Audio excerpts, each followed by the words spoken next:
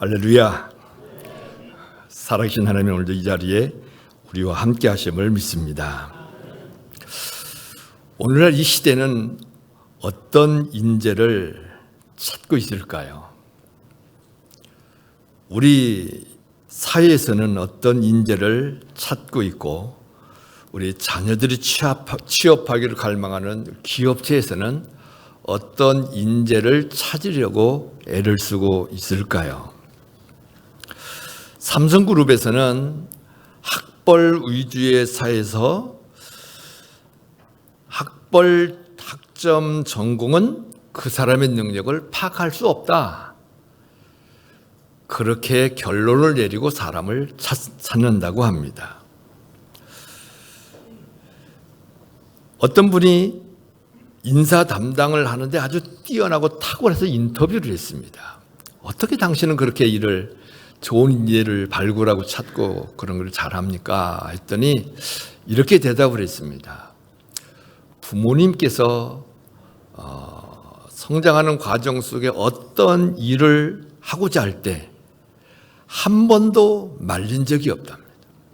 다 해봐라, 그런 말씀을 해주셨고, 동시에 공부만 할 줄 아는 것은 가장 부끄러운 일이다, 그렇게 이야기를 했다고 합니다.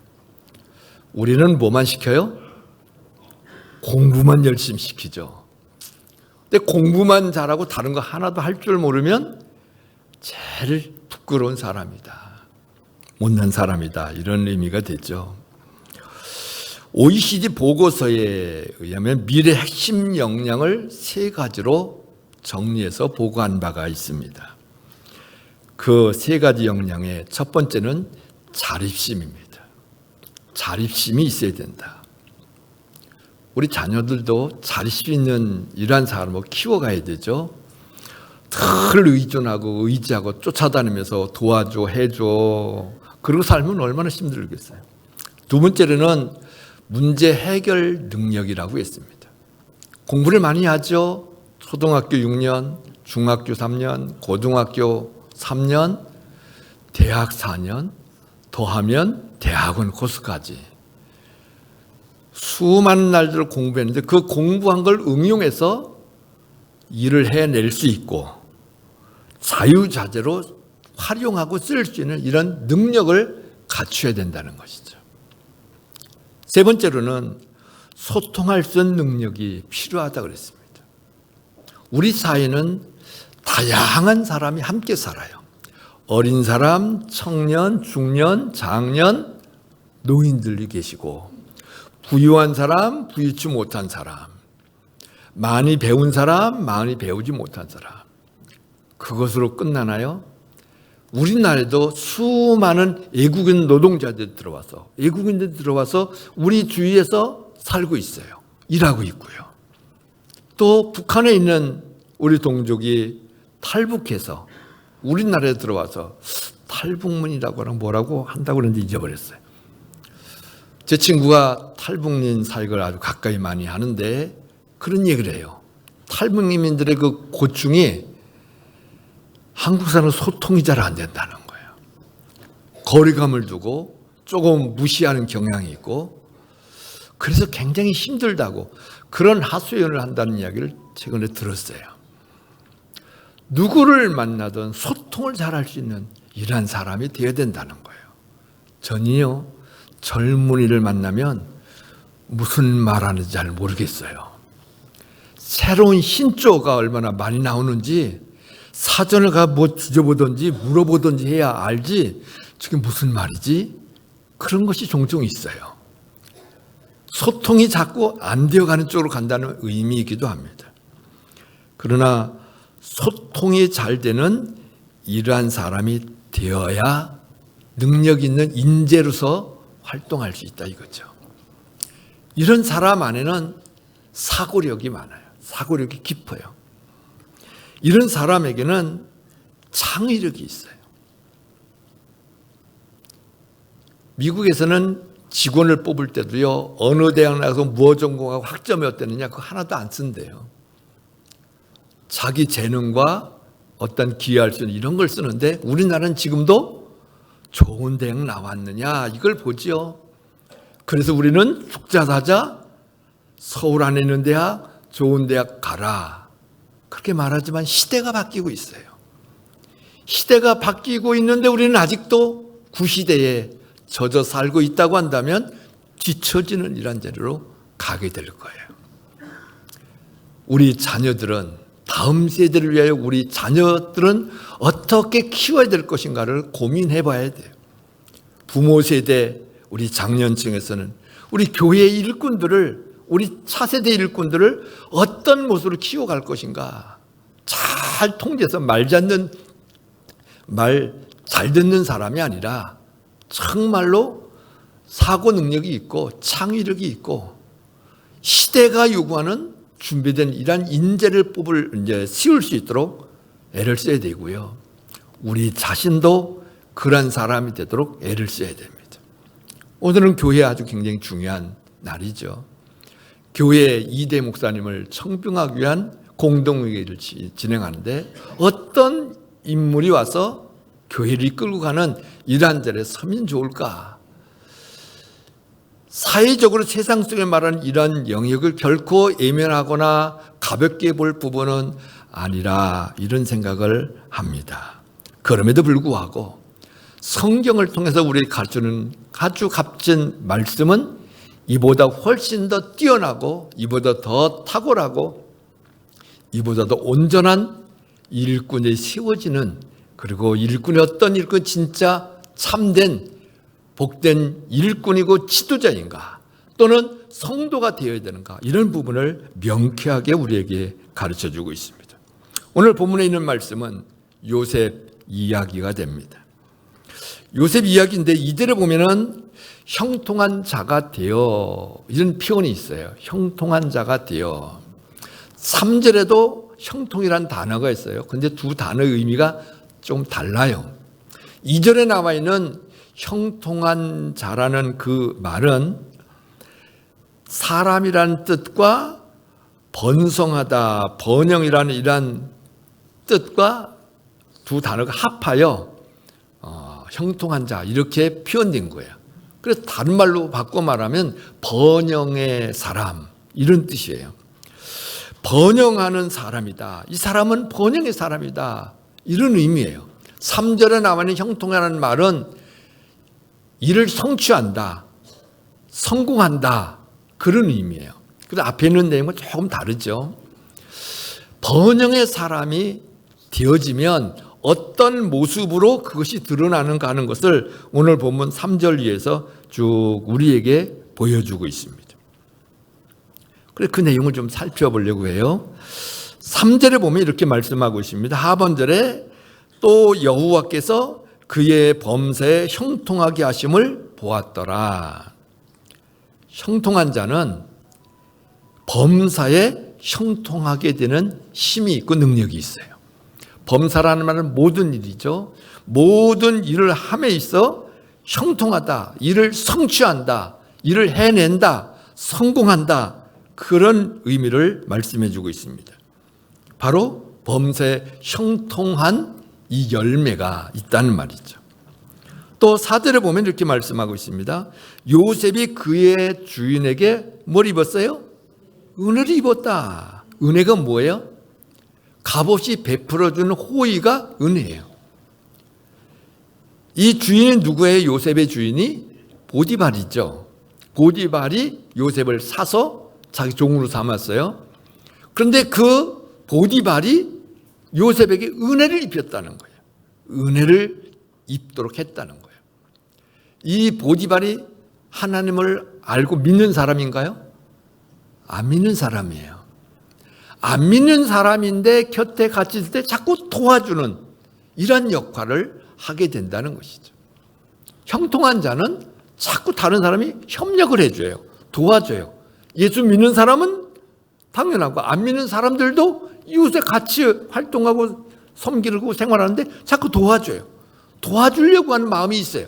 어떤 사람은 도와주지 않아도 미운 사람이 있는가 하면 어떤 사람은 자꾸만 도와주고 싶은 이런 사람이 있죠. 말만 해봐. 기회만 와봐. 어쨌든 도와주려고 하는 사람. 그런 사람이 주위에 점점 많아져요. 형통한 자, 번영의 사람은 그와 같습니다. 또 4절 하반절에 보면 그렇게 말씀하고 있습니다. 그가 요셉을 가정 총무로 삼고 자기의 소유를 다 그의 손에 위탁하니, 형통한 자에겐 자꾸 일을 맡기기를 원해요. 큰 일을 맡기려고 하고 있고 중요한 일을 맡기려고 해요. 형통한 열매가 있으니까. 이 사람 맡기면 일이 되니까 자꾸만 그 사람의 일을 맡기려고 하는 이런 자리로 가고, 중요한 일을 맡기게 되는 이런 자리로 가게 되죠. 그러다 보니까 자기도 모르는 가운데 자꾸만 중요한 일을 해가는 이런 자리로 한 걸음 한 걸음 더 깊이 들어가게 되고 알게 됩니다. 그리고 또 5절에 보면은 이렇게 말씀하십니다. 그가 요셉에게 자기의 집과 그의 모든 소유를 주관하게 한 때부터, 요셉에게 맡기고 네가 주관해서 해라, 그렇게 맡겨놨더니 그 다음에 그랬어요. 주관하게 한 때부터 여호와께서 요셉을 위하여, 누굴 위하여요? 요셉을 위하여 그 애굽 사람의 집에 복을 내리심으로 여호와의 복이 그의 집과 밭에 있는 모든 소유에 미친지라. 보디발의 집에 복이 임했다는 거예요. 집에도 임하고 들에도 임하고 밭에도 임하는 이런 자리로 가게 되었다는 것입니다. 요셉이 나중에는 총리가 돼요. 애굽의 총리가 되는데, 총리가 되어서 어떤 일을 주관하게 하니까 애굽이 복을 받아요. 7년 풍년이 오고 7년 흉년이 와요. 그것을 능히 잘 대처하고 세계 여러 나라가 기근 속에 허덕이는데 이 애굽으로 인해 다 살아나게 돼요. 애굽 아니었으면 굶어 죽은 사람이 수없이 있었을 거예요. 북한에도 굶어 죽은 사람이 수없이 요즘도 있다고 하는데 바로 굶어 죽은 사람이 많았을 텐데 요셉으로 인하여 세계가 복을 받았다는 거예요. 이게 형통한 자의 진실한 이러한 참 모습인 거예요.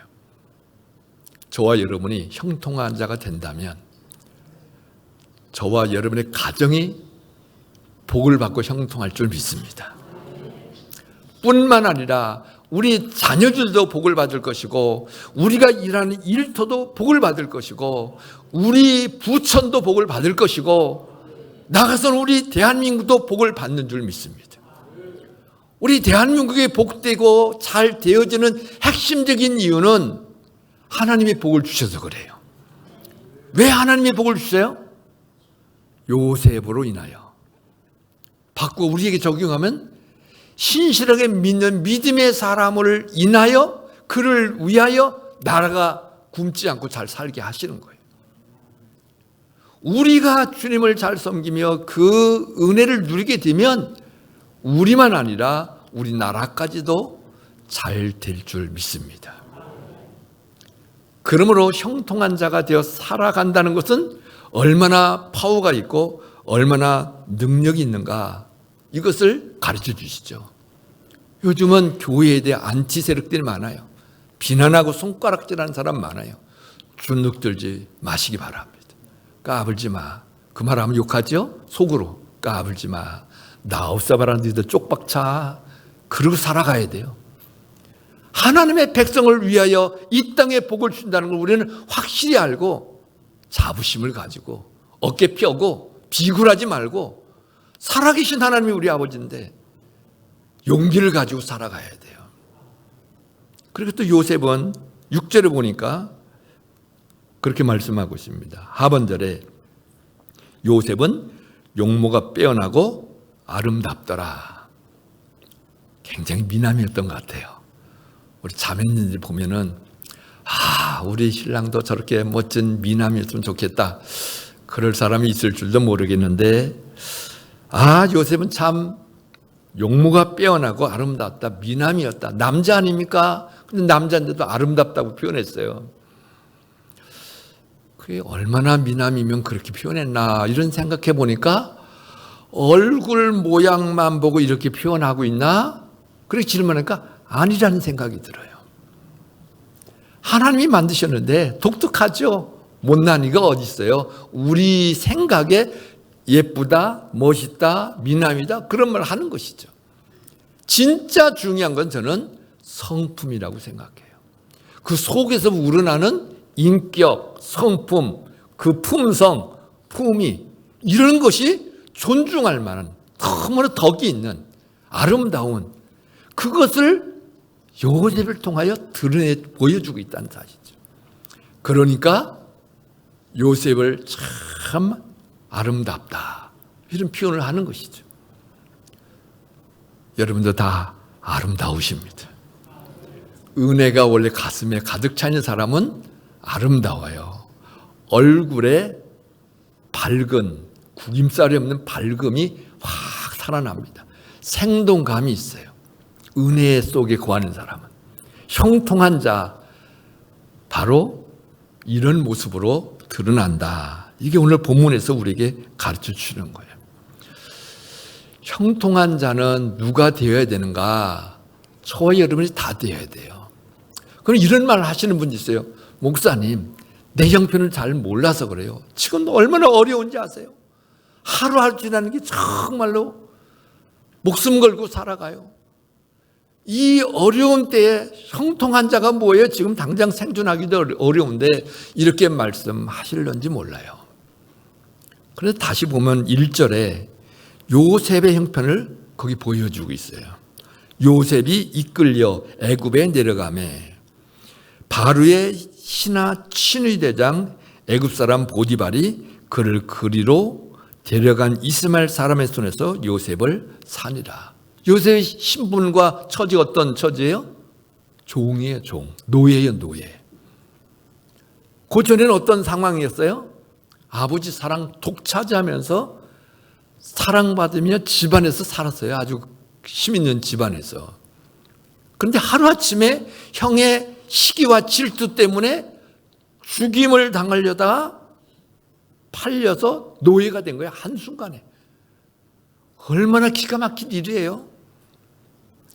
그 비참한 그러한 자리인데 그런데 그 자리에 있는 요셉이 형통한 자라는 거예요. 내가 어디에 있느냐, 어떤 형편에 있느냐, 어떤 입장에 있느냐 그게 중요한 게 아니에요. 내가 형통한 자로 준비된 사람인가 아닌가 그게 중요한 거예요. 내가 번영의 사람으로 준비되어 있다면 내 주위가 서서히 변화되어 가게 될 거예요. 요셉이 가정 총무를 맡을 때 나이가 얼마나 됐을까요? 얼마죠? 나이가? 몰라요. 안 써 있어요.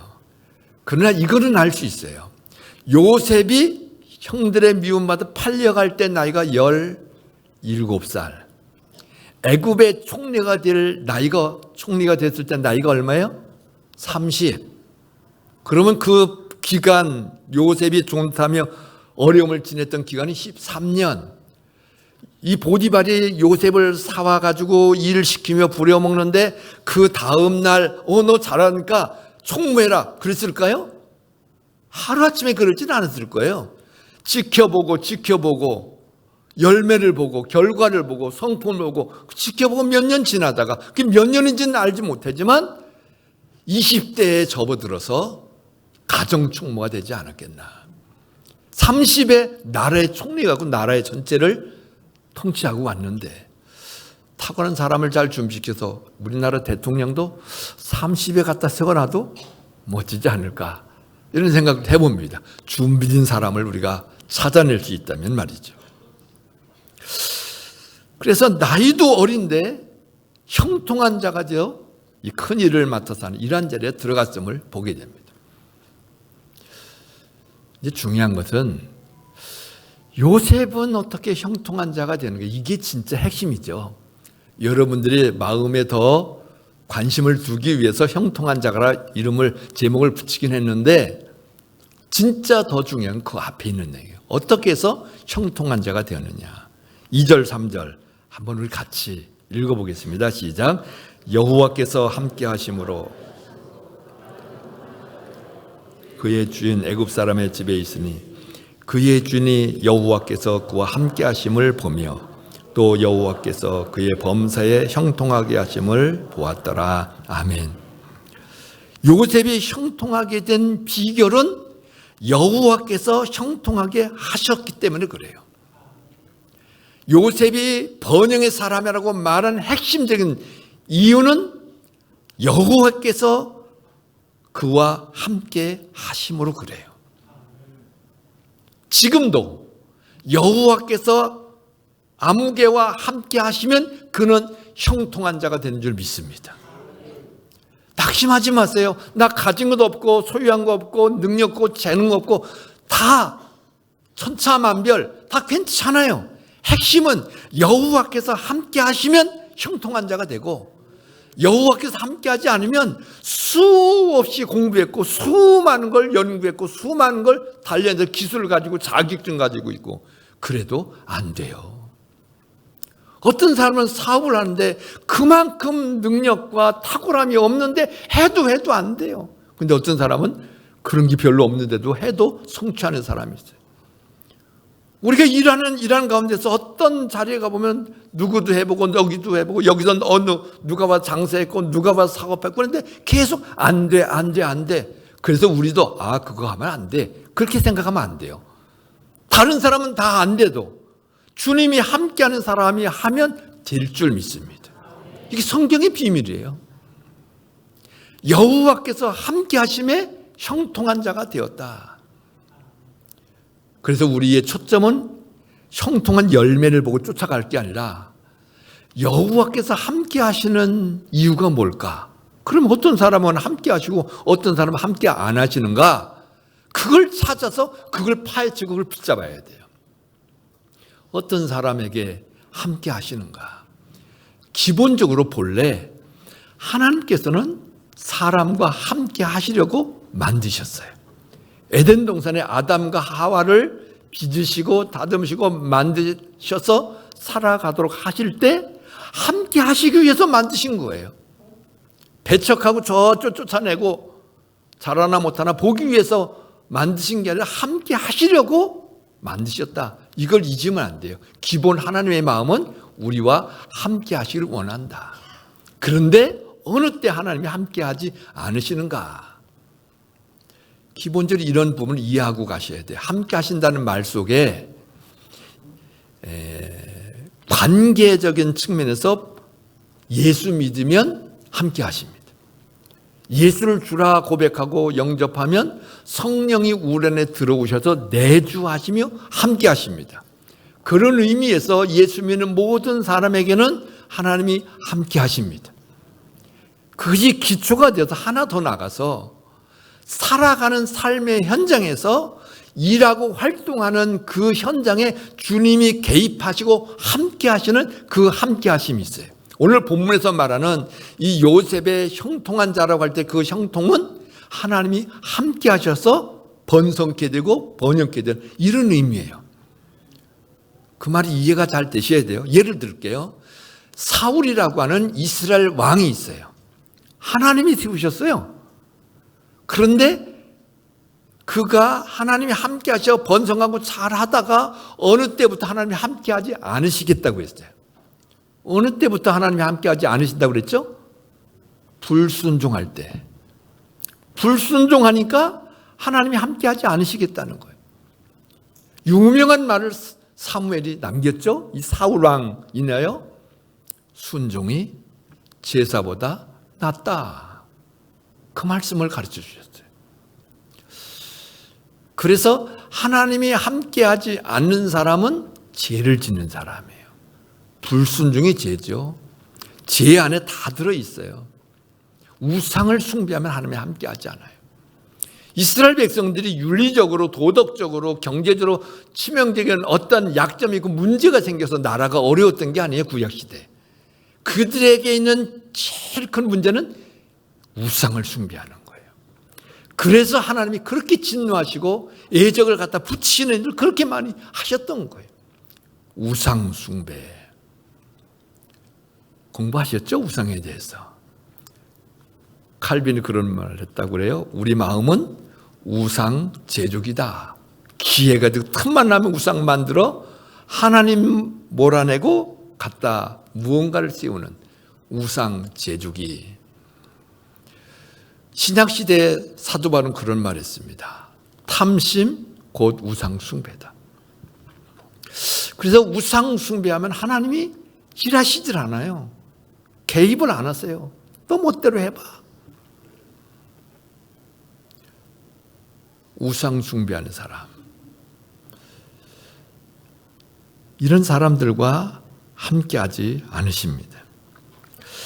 그래서 진정한 그리스도인의 참 모습은 하나님이 함께 하시는 거예요.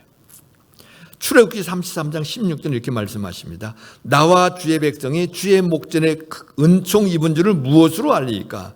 주께서 우리와 함께 행하심으로 나와 주의 백성을 천하 만민 중에 구별하심이 아니니까. 모세가 하나님께 매달 기도하는 거예요. 자꾸 말썽 피고 죄짓고 말을 안 들으니까, 하나님을 안 믿으니까 너희들끼리 가라, 이제 나 안 가겠다, 함께하지 않겠다. 그랬더니 모세가 하는 게 매달리는 거예요. 주님이 함께하지 않으면 우리가 세상과 다를 바가 뭐가 있습니까? 세상 속에 우리가 구별된 백성으로 서게 되는 핵심 이유는 여호와께서 함께 그 동행하며 행하신 거, 이것 때문에 우리가 구별된 것이지, 그거 아니면 우리가 뭐가 세상 사람과 다릅니까? 똑같지. 그 말씀하고 있는 거예요. 예수 믿는 사람들이 하나님이 함께 하시는 거, 그것 때문에 세상과 구별된 거예요. 삶의 현장 속에서 하나님이 함께 하시는 것을 누가 봐야 돼요? 내 삶에 가까이 지내는 사람이, 만난 사람이 목격해야 돼요.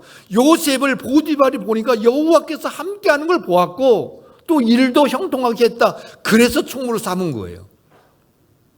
어떤 사람에게 여호와께서 함께 하십니까? 크게는 두 가지로 제가 말씀드릴게요. 하나는 주님을 주님답게 믿으라는 거예요. 믿는다. 믿음이 약해지면 그 사람이 늘 뭐가 끼어들어요? 우상이 끼어들어요. 우상. 자아가 끼어들어, 나라는 존재가 자꾸 끼어들어요.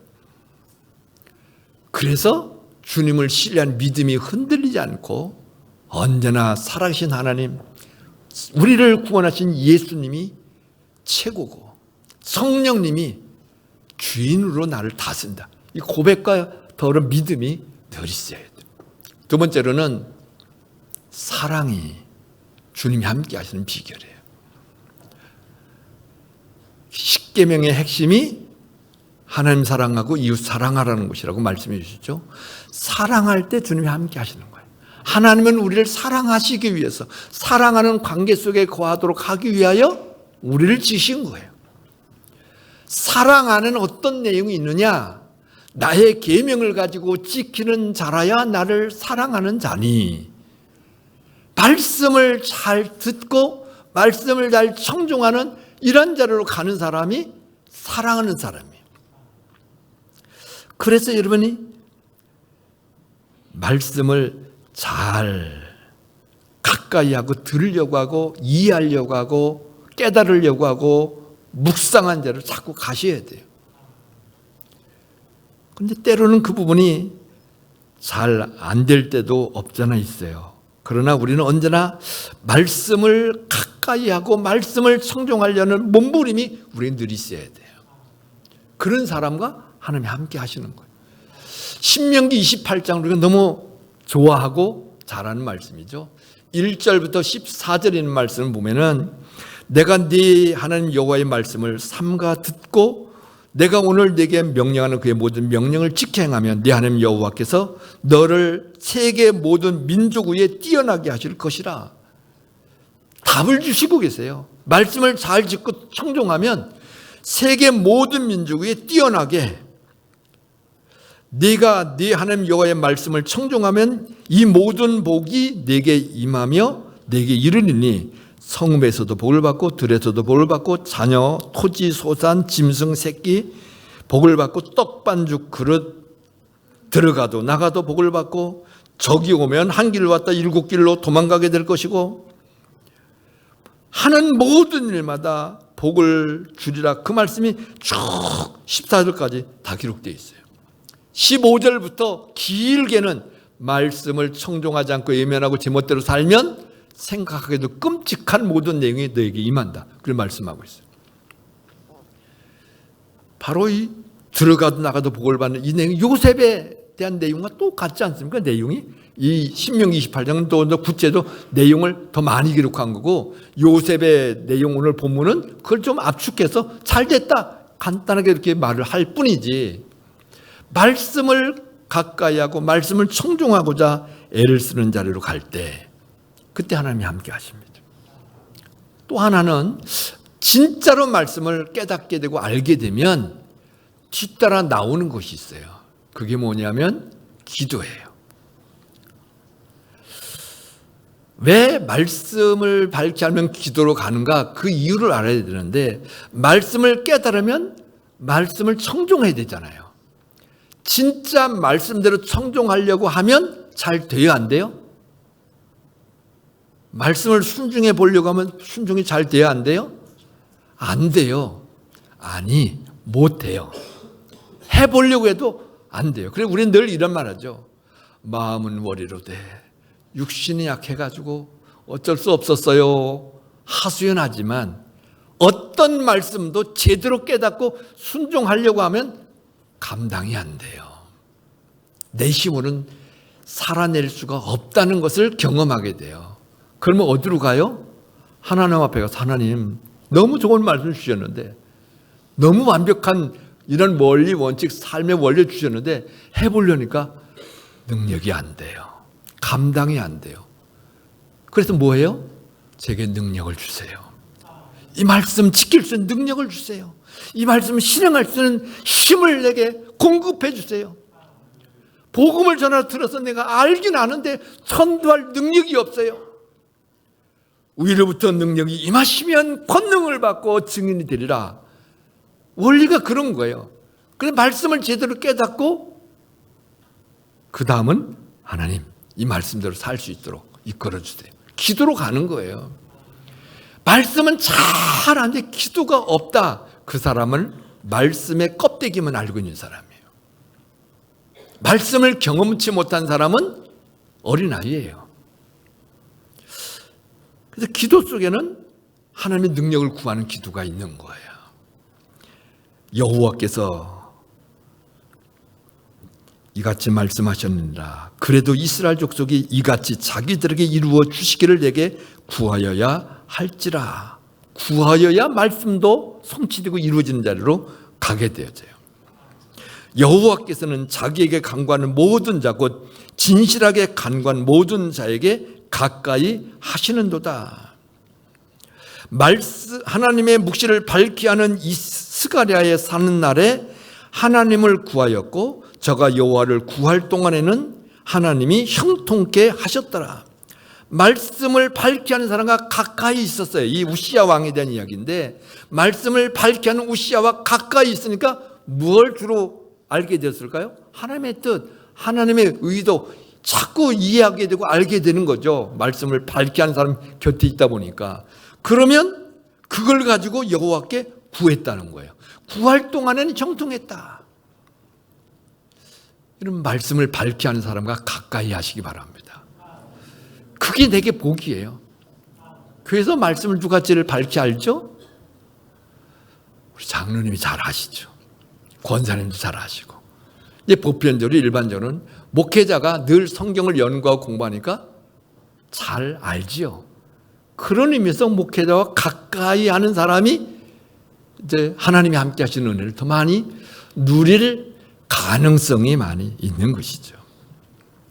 또 하나는 기도 속에는 기도하는 자리로 갈 때 기도 제목 가지고 가는 것도 있지만 그거 없이 사랑하기 때문에 주님 앞에 머물기 위해서 함께하는 기도한 자리로 가셔야 돼요. 사랑하는 사람은 같이 있고 싶잖아요. 멀리 가면 아유 언제 오나, 가까이 함께 있고 싶고. 우리 주님이 원하시는 거 그거예요. 일도 일이지만 주님이 좋아서 주님 묵상하며 주님의 임재 속에 함께 머무는 거, 그 기도를 배우고 그 자리로 가셔야 돼요.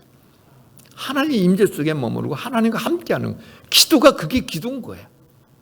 그게 커지면 마음과 생각이 깨끗해지고 명쾌하고 상쾌하게 되고 지혜가 떠오르고 능력이 그 안에 임하는 이런 자리로 가는 거예요.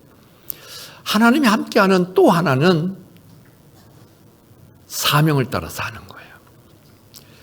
유명한 마태복음 28장 19절 20절 너희는 가서 모든 민족을 제자를 삼아 쭉 말씀해 주셨죠. 그 지상 대사명이라고 말씀하시죠. 그런데 20절에 세상 끝날까지 너희와 항상 함께 있으리라 말씀하셨는데 사명을 따라 걸어가는 사람에게 함께 하시겠다는 말이에요. 사명을 따라 걸어가면 힘이 들어요. 쉬고 싶어요. 이제 내려놓고 싶어요. 그만하고 싶어요. 내려놓겠다고 말하면 그 순간 하나님이 일하심이 멈추는 거예요.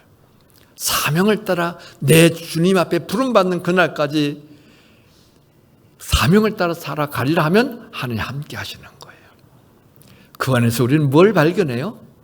감사할 것을 발견하게 되고 하나님의 은혜를 경험하게 되고 그래서 우리는 하나님을 노래하게 되고 찬송하게 되고 감사하게 돼요. 찬송 중에 거하시는 여호와 시편 22편 찬송할 때 하나님이 함께 하시는 거예요. 임재하시는 거예요. 그런 사람은 누가 봐도 주님이 함께하는 사람이네. 교회에 온다고 하나님이 함께하는 사람이라 말하지 않아요. 주님의 임재 속에 들어가 사는 사람을 보고 하나님이 함께하는 사람이다. 이렇게 보고 깨닫게 되고 말하게 되죠. 저와 여러분은 번영의 사람이 되시길 바랍니다. 뭘 붙잡으라고요? 그러면요. 여호와께서 함께 하시니 이 말을 붙잡아야 돼요. 여호와께서 함께하는 이 길을 다른 게 중요한 게 여호와께서 함께 하시는 그 길을 내가 가리라. 주님 그 길을 갈 수 있도록 붙잡아 주옵소서. 그래서 우리 상동 21세기 교회가 형통한 교회예요. 우리 믿음의 사람들로 인하여 대한민국이 형통한 나라다. 열국들 안에 판을 쳐도 우리는 살아남고 번성하고 세계에 영향을 끼치며 세계를 살리는 이런 나라가 되리라. 이런 꿈을 가지고 형통한 자, 번영의 사람 되시기를 간절히 바랍니다. 기도드리겠습니다. 하나님 아버지 감사합니다. 주께서 오늘 요셉을 형통한 자라 말씀하시며 오늘 우리도 번영의 사람이 되고 형통한 사람이 될 것을 말씀하시되 그 비밀이 여호와께서 함께 하시는 것이라 말씀하셨사오니 사랑하는 모든 주의 백성들이 여호와께서 함께 하시는 은총을 누릴 수 있도록 선하게 인도하여 주옵소서. 우리 박병헌 목사님과 더불어 함께 하셔서 상동 21세기 교회를 여기까지 인도하여 주셨고 또 이후로도 목사님 발걸음마다 형통케 되는 역사가 일어나도록 하시거니와 또 후임을 위한 공동의례를 진행코자 하는 가운데 있는데 하나님께서 이 모든 일도 형통케 하시며 이후에 삶도 교회의 모든 부분도 형통케 하여 주옵소서. 주 예수 그리스도의 은혜와 하나님 아버지의 사랑하심과 성령의 교통하심이 형통하는 자, 번영의 사람이 되기를 갈망하는 그리하여 여호와께서 함께 하신 그 은혜를 따라 살기를 갈망하는 사랑하는 모든 주의 백성들 머리머리 위에와 이들이 속한 가정과 생업 위에와 우리나라와 민족 위에 이제로부터 영원까지 항상 함께 있을지어다. 아멘.